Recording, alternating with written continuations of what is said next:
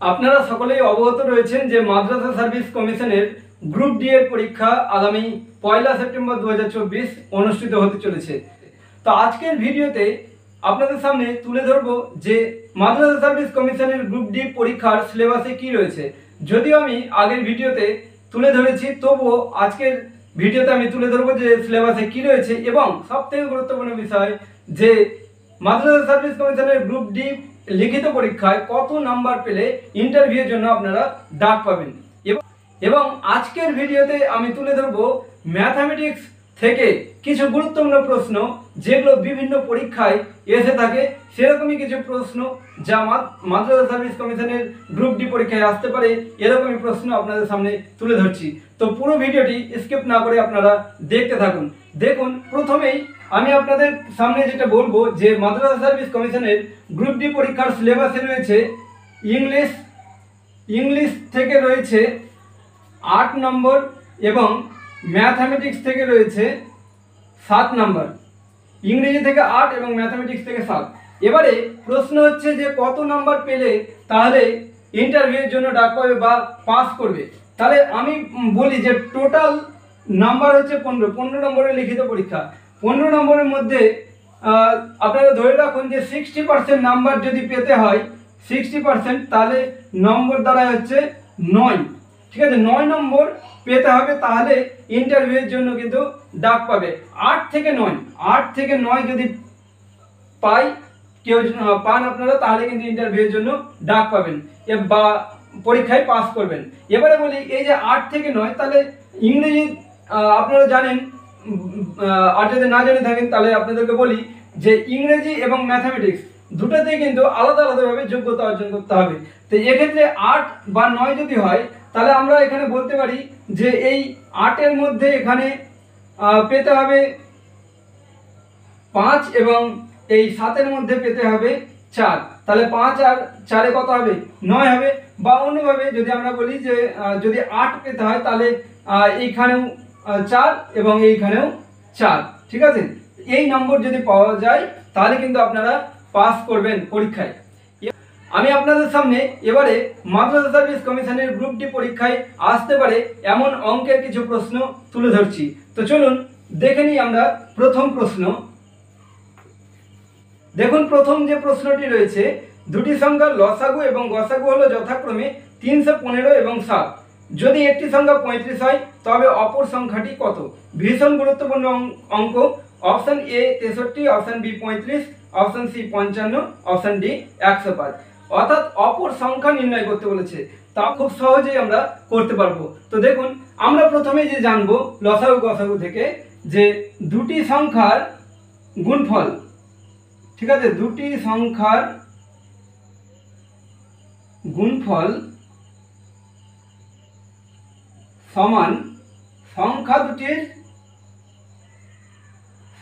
দুটির লসাগু গুণ হচ্ছে কি গসাগু। ঠিক আছে, এটা আমরা সূত্র জানবো। এবার কি বের করতে বলেছে? লসাগু বলা আছে কত? 315 আর গসাগু বলা আছে 7। আমাদেরকে বের করতে বলেছে অপর সংখ্যা।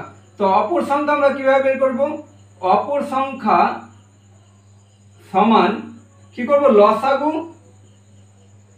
মানে সংখ্যা দুটোর লসাগু গুণ গসাগু বাই একটি সংখ্যা। ঠিক আছে, লসাগু গুণ গসাগু বাই একটি সংখ্যা। ঠিক আছে, দেখো লসাগু বলা আছে কত? লসাগু বলা আছে 315, গসাগু বলা আছে কত? 7, আর একটি সংখ্যা বলা আছে কত? একটি সংখ্যা বলা আছে 35। তাহলে আমরা মান বসিয়ে দেব। লসাগু হচ্ছে 315, গসাগু হচ্ছে 7 বাই একটি সংখ্যা কত? 35। 35 দিয়ে যদি 315 কাটি তাহলে কত হবে? 9 হবে। 5 9 45, 5 হাতে গুলো 4, 3 9 27, 4 31, আর 9 আর 7 গুণ করব 63। ঠিক আছে, তাহলে অপর সংখ্যা কিভাবে বের করব? এই যে অপর সংখ্যা হচ্ছে এইভাবে বের করব। অপর সংখ্যা কত পেলাম? অপর সংখ্যা পেয়ে গেলাম 63, যেটা কি অপশন এ তে। দেখো অপশন এ তে রয়েছে 63, তাই সঠিক উত্তর হচ্ছে অপশন এ। চলো পরবর্তী প্রশ্ন দেখি। এবারে দেখো পরবর্তী প্রশ্ন, দুটি সংখ্যার যোগফল 27 এবং গুণফল 182 হলে ছোট সংখ্যাটি কত? এখানে 4টা অপশন দেওয়া রয়েছে, 14, 16, 12, 13। আমরা খুব সহজেই এটাকে অপশন ধরেও করতে পারবো, যদিও আমি আলাদাভাবে অঙ্কটাকে করে দেখাই, খুব সহজেই আমরা করতে পারবো। কি করব, দুটি সংখ্যার যোগফল বলা আছে এবং গুণফল বলা আছে, ছোট সংখ্যাটি কত আমরা অপশন ধরে কিন্তু করতে পারি। আমি অপশন ছাড়া দেখাচ্ছি। দেখো কি বলেছে, গুণফল 182, তো এই যে গুণফল 182 বলেছে, তাহলে এটাকে অর্থাৎ এখানে বলা রয়েছে যে দুটো সংখ্যা যদি x আর y হয় তাহলে যোগফল হচ্ছে 27 আর গুণফল কত 182। তাই আমি কি করবো, এই 182কে উৎপাদকে ভাঙাবো, 2 দিয়ে যদি করি, 2 দিয়ে যদি দিই তাহলে 91, আর 91 কত দিয়ে যাবে, 7 দিয়ে, 7 তারে 91। এখানে দেখো দুটো সংখ্যার গুণফল আকারে আমি লিখবো 182কে, তাহলে কি এখানে দেখো 2 আর 7 গুণ করলে কত হয়, 14 আর এখানে 13, 14 এবং 13 যদি যোগ করা যায় তাহলে কিন্তু 27 হয়ে যাচ্ছে। ঠিক আছে, দেখো দুটো সংখ্যার যোগফল 27 বলেছিল, তো 14 আর 13 যোগ করলে 27 হয়ে যাচ্ছে। আর গুণফল তো আমরা দেখতেই পাচ্ছি যে 182 হচ্ছে।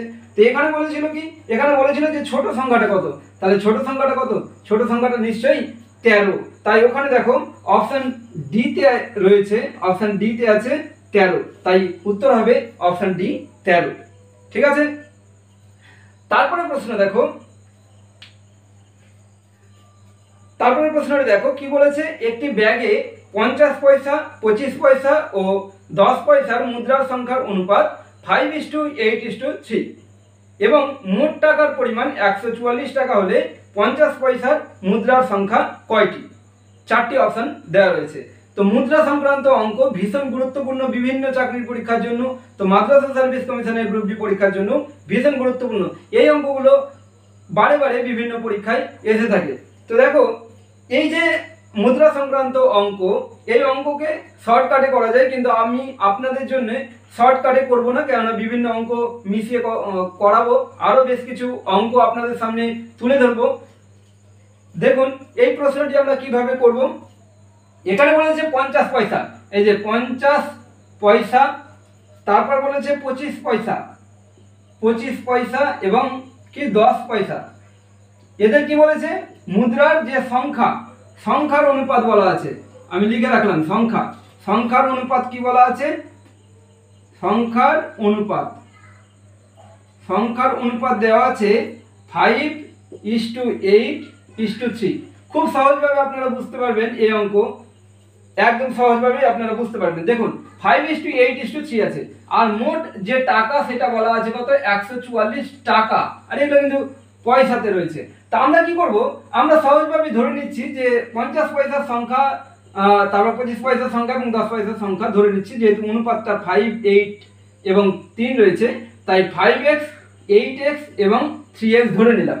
ঠিক আছে, তাহলে 50 পয়সার যে মোট মূল্য সেটা কি হবে, একটা 50 পয়সাতে 50 পয়সা হয়, তাহলে 5xটা 50 পয়সাতে নিশ্চয়ই কি হবে, যদি গুণ করে দিই 50কে 5 দিয়ে তাহলে কত হবে, 250, আর x 8 দিয়ে যদি 25কে গুণ করি তাহলে কি হবে, 8 এক্সট্রা 25 পয়সা, তাহলে 8 এক্সট্রা 25 পয়সাতে কত হবে, 200 ইন্টু x, আর 10 পয়সা কত, 3 এক্সট্রা, তাহলে কি হবে 30x। এগুলো কি হলো, পয়সাতে হলো। তাহলে এই টোটাল এই সবগুলো পয়সা যদি যোগ করি তাহলে নিশ্চয়ই হবে 144 টাকা। এবার 144 টাকাকে এক কাজ করি, পয়সাতে নিয়ে চলে যাই, তাহলে 144 টাকা ইন্টু হচ্ছে কি 100, এটা পয়সাতে হয়ে গেল। এবার আমরা এগুলোকে যোগ করব, 250, 200 এবং 30 যোগ করলে কত হবে, 480x সমান এইটা 14400, তাই না? বা এখান থেকে x এর মান বের করে নিচ্ছি, তাহলে হবে 14400, 480 গুণ আছে, এদিকে গেলে কি হবে, ভাগ হবে, তাহলে 0 0 কেটে গেল, 48 দিয়ে যদি এটাকে কাটি তাহলে কত হবে, 3 আর 0, অতএব x এর মান বেরোলে কত, 30। এবার প্রশ্নে বলেছে যে 50 পয়সার সংখ্যা কত, 50 পয়সার সংখ্যা কত ধরেছিলাম, 5x, তাহলে 50 পয়সার সংখ্যা কত হচ্ছে, 5x ধরেছি, তাই না? তাহলে 5 ইন্টু x এর মান কত, 30, তাহলে 3 5 15, 150টি হচ্ছে 50 পয়সা। এটা দেখো অপশন বি তে রয়েছে 150, তাই এটা হচ্ছে সঠিক উত্তর। দেখুন আমি আপনাদের সামনে মাদ্রাসা সার্ভিস কমিশনের গ্রুপ ডি পরীক্ষায় যে ধরনের অঙ্ক আসতে পারে সেই ধরনের অঙ্ক নিয়ে আলোচনা করলাম। পরবর্তী ভিডিওতে আরও বেশ কিছু গুরুত্বপূর্ণ অঙ্ক আপনাদের সামনে তুলে দেবো। যদি ভিডিওটি ভালো লাগে তাহলে অবশ্যই ভিডিওটি শেয়ার করে দেবেন এবং চ্যানেলে নতুন হলে অবশ্যই চ্যানেলটি সাবস্ক্রাইব করে পাশে থাকা বেল আইকন প্রেস করে দেওয়ার অনুরোধ রইল। এখন এই পর্যন্তই, দেখা হচ্ছে পরবর্তী ভিডিওতে। Thank you so much.